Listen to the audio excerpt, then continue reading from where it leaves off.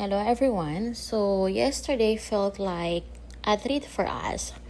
We discovered an herb aesthetic clinic kasi and the place had a nice vibe with a great ambience. So nakita nyo naman meron silang customer. So ayan ako, nagmamaganda before the facial treatment. So if you wanna know them, you can do your research. Yan ang kanilang pangalan. So dito, nangyayari lahat ng magic, okay? Facial treatment or whatever, si ate preparing na sa kanyang equipment at nag-cellphone muna siya habang nag-video ako. So dito, sa part na to, or sa moment na to, wala na akong makeup. Tinanggalan ni ate and then nag-start na kami.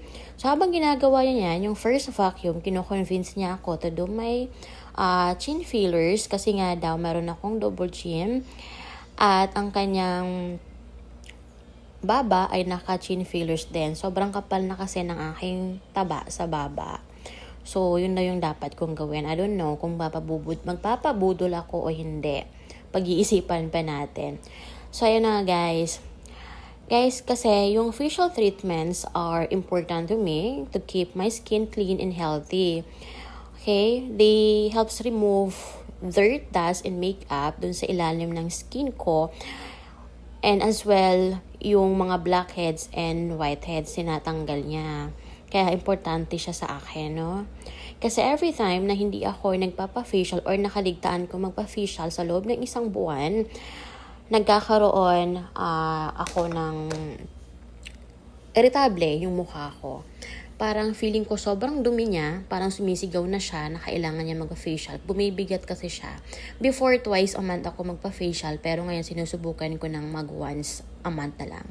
So dito binalagay na ni ate yung kanyang pang-open pores para sa steam. I-steam pang aking mukha, hindi ko lang vinideohan. Ito na yung after ng steam. Okay, ready na si ate patanggalin lahat ng black and whiteheads ko. So, it's iyakan time. Ayan. So, grabing iyak ko dyan. Every time na ginagawa yan, lumuluha talaga ako sa iba. Pero this time, umiyak ako ng umiyak. Kita mo naman, namamaga ang aking mata kakaiyak kasi nga masakit talaga siya. Hindi ko mapigilan. Okay? Si ate yan. Yan na yung RF na tinatawag. Si ate parang galit sa akin, no? So, ito yung last touch. Sorry. So, nilagyan niya ako ng moisturizer. So, ayan. I'm not sure what the purpose. Okay. Yan na ang after facial treatment. Okay. So, ulit naman yung iyakan. At least, magaan na sa pakiramdam. But of course, hindi tayo magpapabudol alone. Dapat lagi tayong may bit-bit. Ang aking kasama sa lahat ng gastusin, sa lahat ng budol, sa lahat ng shopping. At ito naman siya, di ba? Sige dear, kwento ka lang dyan habang nagmamaganda ako. Okay, hello everyone. Bye!